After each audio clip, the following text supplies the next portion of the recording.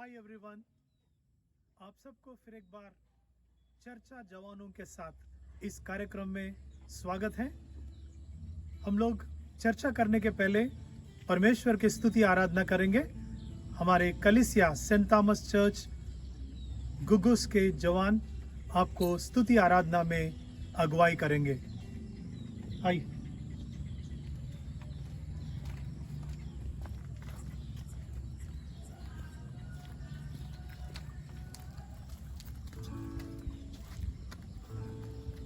सभी को praise the Lord.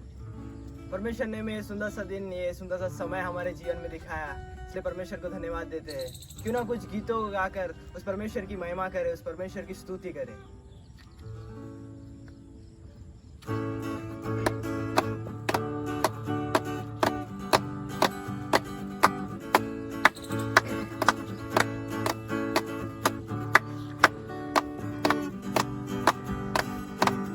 जिस नाम में है मुक्ति, जिस नाम में है मुक्ति, जिस नाम में है शक्ति, जिस नाम में है शांति, देता वो नाम चंगाई।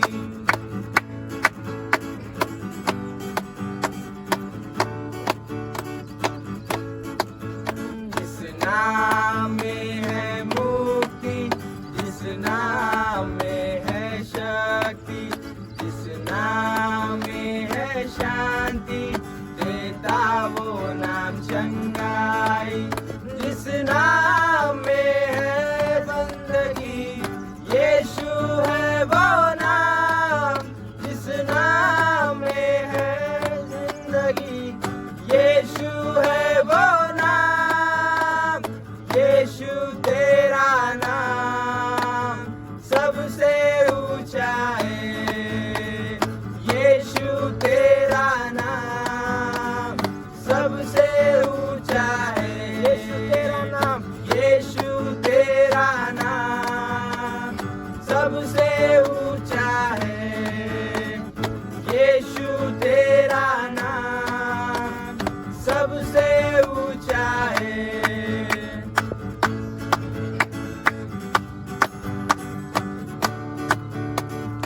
बीमारी से, गरीबी से, बीमारी से, गरीबी से, श्राप से है छुड़ाता।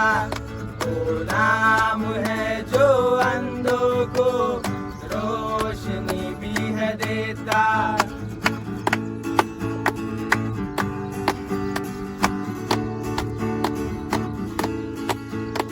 बीमारी से, गरीबी से, श्राप से है छुड़ाता।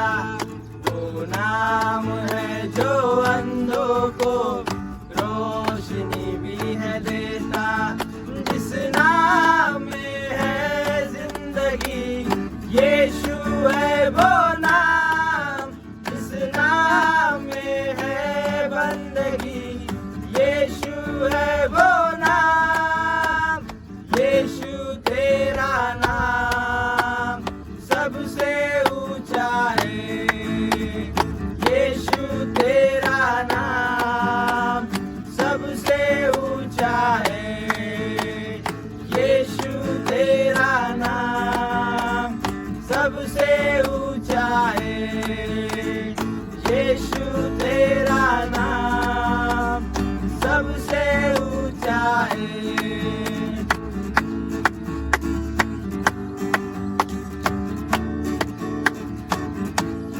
ओ जिस नाम से शैतान डरे, उस नाम की जय जय करे।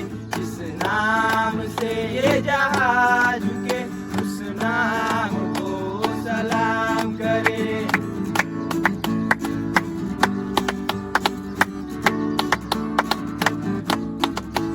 जिस नाम से शैतान डरे, उस नाम की जय जय करे।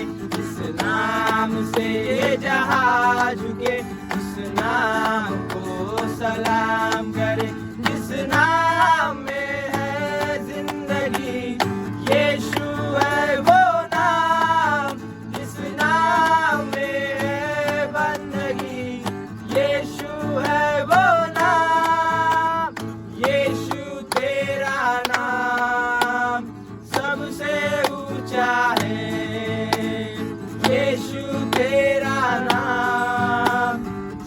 सबसे ऊंचा है यीशु तेरा नाम सबसे ऊंचा है यीशु तेरा नाम सबसे ऊंचा है सबसे ऊंचा है सबसे ऊंचा है सबसे ऊंचा है सबसे ऊंचा है हालेलुया हम एक और गीत गाकर उस परमेश्वर की स्तुति आराधना करें। यीशु ने हमें छुड़ाया है पापों के जाल से। इस गीत को गाकर हम परमेश्वर को धन्यवाद दें।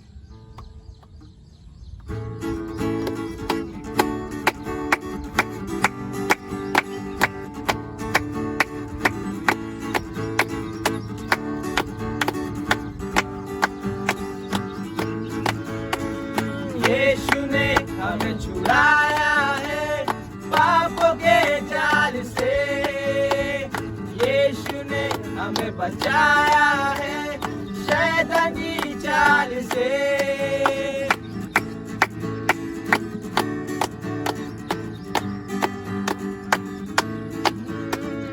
यीशु ने हमें छुड़ाया है पापों के जाल से यीशु ने हमें बचाया है शैतान की चाल से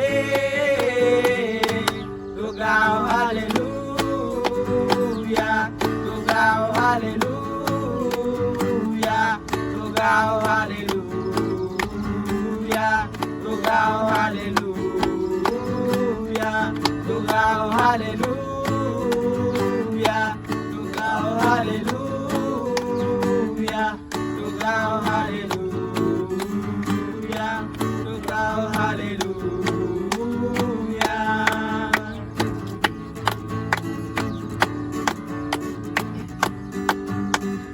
अब हम ना डरेंगे अब हम ना डरेंगे यीशु जो साथ है शैतान से हम लड़ेंगे यीशु के नाम से अब हम ना डरेंगे यीशु जो साथ है शैतान से हम लड़ेंगे यीशु के नाम से तो गाओ हालेलुया तो गाओ हालेलुया तो गाओ हालेलुया तो गाओ हालेलुया तो गाओ हालेलुया तो गाओ हालेलुया तो गाओ हालेलुया तो गाओ हालेलुया।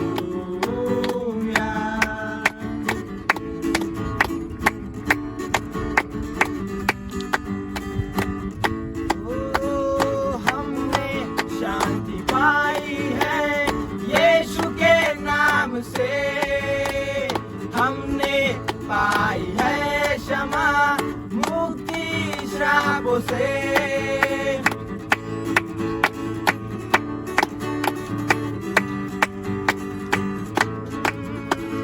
हमने शांति पाई है यीशु के नाम से हमने पाई है क्षमा मुक्ति श्रापों से तो गाओ हालेलुया तो गाओ हालेलुया तो गाओ हालेलुया तो गाओ हालेलुया तो गाओ हालेलुया तो गाओ हालेलुया तो गाओ हालेलुया तो गाओ हालेलुया हालेलुया। हम लोग जवानों के साथ चर्चा इस कार्यक्रम में है। आज लॉकडाउन और जवानों की चिंता इसके बारे में बात करेंगे। चिंता, फिक्र, उतावलापन और उदास, ये बातें जो है एक इंसान को बहुत प्रॉब्लम में डाल देते हैं। कभी कभी उनको मृत्यु के तरफ भी ले जाते हैं। पिछले 1 महीने से आप सब जानते हैं कि एक जाने माने एक्टर सुशांत राजपूत की चर्चा पूरी मीडिया में हो रहा है और इन्वेस्टिगेशन भी हो रहा है कि उनका हत्या था कि आत्महत्या, और उसका कारण क्या है, इसके बारे में पूरे समाज में चर्चा है। अगर जवान इस तरह मृत्यु को चख रहे हैं इन चिंताओं के कारण, हमको इसके बारे में इस लॉकडाउन में चर्चा करना जरूरी है। ये चिंता क्या है आपके हिसाब से? व्हाट डू यू थिंक, ये चिंता क्या है? चिंता मेरे हिसाब से कि वो भी एक सोच है। It is our thinking. सोचते सोचते कुछ बातों के बारे में आप इतना ज्यादा सोचने लगते हैं, वो चिंता में बदल जाता है और इट हैज नेगेटिव इफेक्ट आपके ऊपर में, ऐसा प्रभाव डालता है जिसके कारण आप समस्याओं में आ जाते हैं। मतलब एक प्रकार की थिंकिंग ही है, पर वो थिंकिंग कब चिंता में बदल जाता कभी हमको पता ही नहीं चलता है। अंकल, और ये चिंता के कारण क्या है? चिंता के बहुत सारे कारण होता है। सबसे पहला कारण ये होता है कि डर। अगर इंसान को बहुत सारी बातें हैं जिसके कारण वो डर रहा है और वो डर चिंता पैदा कर सकता है। दूसरा संघर्ष, कॉन्फ्लिक्ट। एक तो विदिन हमारे दिल के अंदर में ही कभी कभी एक संघर्ष चलते रहता है और वो संघर्ष कभी कभी बाहर वालों से भी हमारे कॉन्फ्लिक्ट ये चलते रहता है और जिसके कारण आप चिंता में पड़ जाते हैं।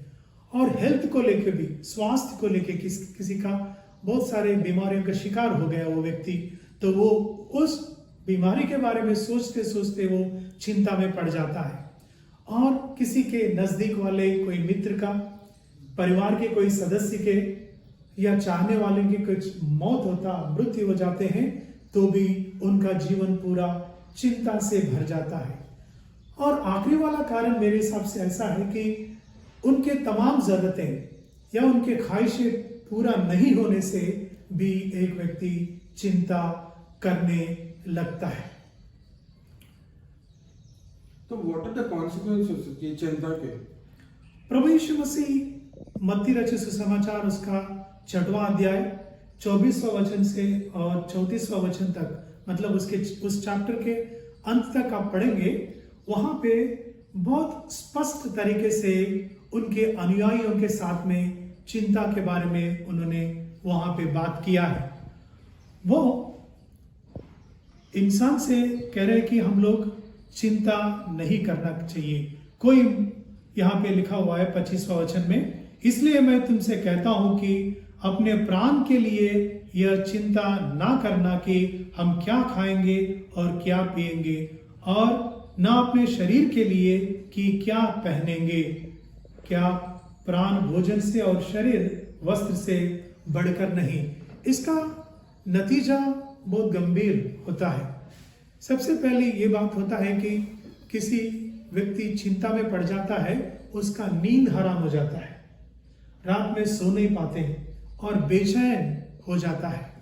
और दूसरी बात यह है कि वो उनका सोचने का जो क्षमता है, एबिलिटी टू थिंक, वो खत्म हो जाता, धीरे धीरे वो खत्म होने लगते हैं। और उसके बाद वो इस चिंता में चलते हुए अपने हेल्थ पे भी वो मतलब असर दिखने लगता और उनके हेल्थ इफेक्ट हो जाता है और वो हेल्थ भी फिर चिंता में बदल जाता है। तो ऐसे बहुत सारे नतीजे हैं जो इंसान को धीरे धीरे अपने से, अपने लोगों से और समाज से अलग करना शुरू कर देते हैं। और कभी कभी they are confined to themselves, वो कभी कभी रूम के अंदर में बंद कर लेते हैं, कभी कभी चादर ओढ़ के सोना उसको पसंद है, किसी से बात करना पसंद नहीं है, मतलब सामाजिक जो लाइफ है उससे भी दूर हो जाते हैं। और आखिरी में कभी कभी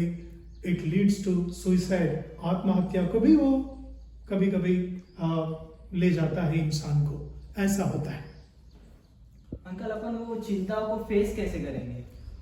चिंता को फेस करना जरूरी है, और हमको परमेश्वर के वचन में भी 2 वचन मैं आपके लिए पढ़ा हूं, और फिलिपियों के पत्री जो पौलुस ने लिखा फिलिपियों को, उसका 4 अध्याय में भी कुछ विषय लिखा हुआ है। उन चीजों के बारे में इस समय मैं आप लोगों को बताना चाहता हूं। सबसे पहली बात यह है कि हमको जो सोच है, जो चिंता में बदल रहे हैं, उसको बदलना पड़ेगा। We need to change our thinking. कैसा? हमारे थिंकिंग को जो है उसको रियलिस्टिक थिंकिंग में बदलना पड़ेगा। सपोज आज लॉकडाउन की परिस्थिति है, तो ये लॉकडाउन को हमें एक्सेप्ट करना है, और इसके नतीजे जो सारे दुनिया में हो रहा है, सिर्फ आपके ऊपर ही नहीं, उस बात को भी एक्सेप्ट करना जरूरी है, और इसके बारे में सोचना जरूरी है। सोच गलत नहीं है, पर सोच चिंता में बदल जाता है तो वो गलत है। सोचने के बाद हमें योजना बनाना है, अल्टरनेट प्लान्स। अगर कोई व्यक्ति अपनी जॉब खो गया है, उसका नौकरी चले गया लॉकडाउन के कारण, और वो चिंता बन गई उनके लिए, तो व्हाट आर द अल्टरनेटिव्स? प्रत्याम्नाय क्या है उनके पास में? सब्स्टिट्यूशन क्या है? मैं अभी मेरे घर के पास में एक व्यक्ति सब्जी भाजी बेचने आता है, तो मैं उससे पूछा कि आप कहाँ से है, क्या है? तो वो व्यक्ति बोला कि सर मैं पहली बार ये सब्जी भाजी बेच रहा हूँ, क्योंकि इसके पहले पानी पूरी बेचता था, और मैं चाइनीज जो फूड है वो तैयार करके बेचता था शाम को, पर आज परिवार को पालना जरूरी है, तो मैंने ये सब्जी भाजी बेच रहा हूँ, जिससे मैं परिवार का मैं देखभाल थोड़ा बहुत कर पा रहा हूँ। यानी we need to make plan for that. और तीसरी बात ये है जो हम लोग यहाँ पे पढ़ते हैं कि पौलुस कहता है कि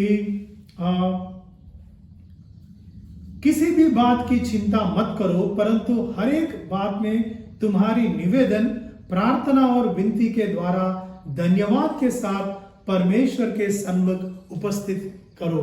हम एक विश्वासी लोग जो है, हमें एक जरिया परमेश्वर ने बनाया है। जो पौलुस ने कहा कि आप अगर चिंतित है, वो कहता है कि किसी भी बात के लिए आप चिंता नहीं करना, आप विनती करना, और वो भी धन्यवाद के साथ। आप बोलेंगे हम तो चिंता में हैं, फिर धन्यवाद कैसे करना है?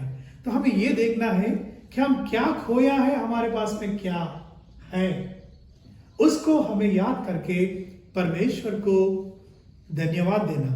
और जो जिस बात को हम लोग ने खो गए हैं, और जिस बात की योजना जो सब्स्टिट्यूट प्लान्स हमने बनाया है, अल्टरनेट प्लान्स, उसके लिए परमेश्वर के पास हर दिन विनती और प्रार्थना करना चाहिए। ये जो प्रार्थना धन्यवाद के साथ जब हम करते हैं, it creates positive energy within us. हमें एक ऊर्जा पैदा करता है। उस ऊर्जा के साथ में हम लोग इस चिंता का सामना कर सकते हैं। और एक बात है कि सिर्फ इतना ही नहीं सोचना, प्लान करना, परंतु हमें we need to move towards it. हमको कृति में हम लोग जाना चाहिए, शुरू करना चाहिए। अगर आपका प्लान बन चुका है तो उसमें धीरे धीरे से आपको काम करना चालू करना जरूरी है। दूसरी बात यह है कि आपको ये बात समझना है।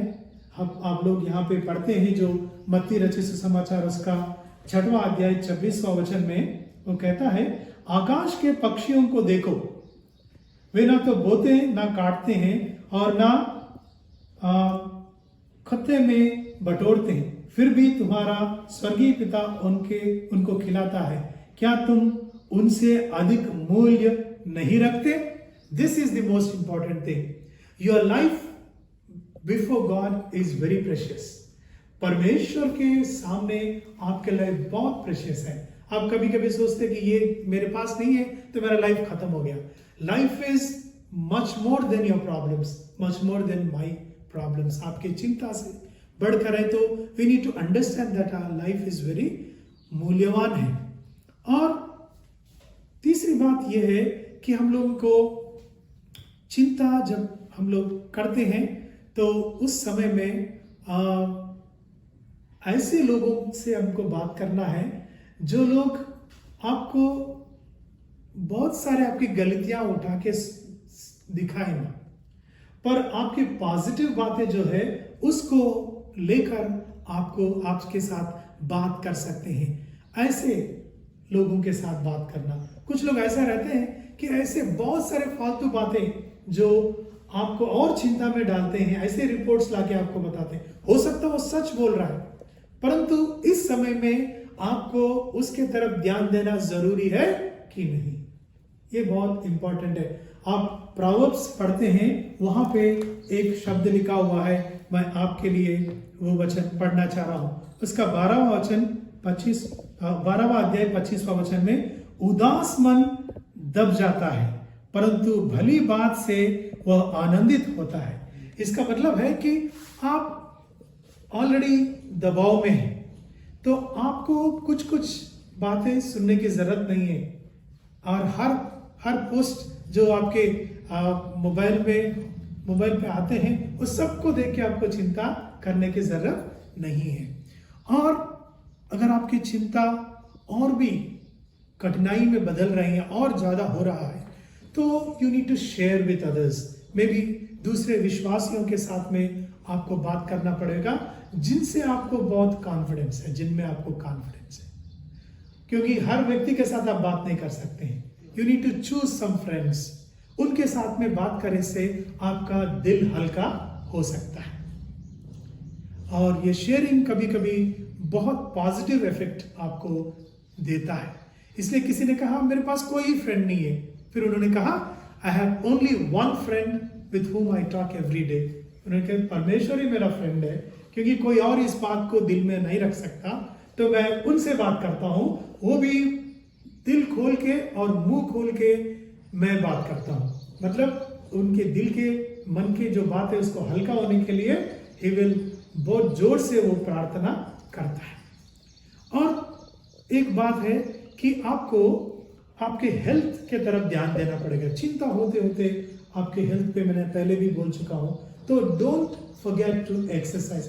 आप पहले से एक्सरसाइज करते होंगे, पर चिंता में आप डूबने के बाद कभी कभी आप उसको नजरअंदाज कर देते हैं, तो पर वो बात और भी आपको दिक्कत पैदा कर सकता है। इसलिए आपको मॉर्निंग उठ के एक आधा घंटा या शाम को आपके रेगुलर एक्सरसाइजेस आपको करना जरूरी है, आपको चिंता को अगर फेस करना है। और आखिरी वाली बात मैं ये बोल रहा हूं कि आपको कि अगर आपकी चिंता एक मतलब क्रॉनिक बन गया है, वैसे ही आप कंटिन्यू हो रहा है, नींद ले नहीं पा रहे और एक बीमारी में बदल रहे हैं, तो आप प्रोफेशनल हेल्प लेना बहुत जरूरी है। उससे आप खतराना नहीं। हो सकता आप एक डॉक्टर के जो साइकियाट्रिस्ट है या जो काउंसलर है या कोई आत्मिक काउंसलर, स्पिरिचुअल काउंसलर है, ऐसा लोगों के पास जाके आपको मदद लेना पड़ेगा। तो आज मुझे लगता कि हम यहीं पे क्लोज करेंगे कि चिंता, फिक्र, उतावलापन और उदास, ये जो बातें हैं इंसान को बहुत खतरे में डाल सकते हैं। और इसलिए हम प्रार्थना पूर्वक इन बातों को उनके सामना करना और परमेश्वर के मदद मांगना बहुत जरूरी है। आमीन।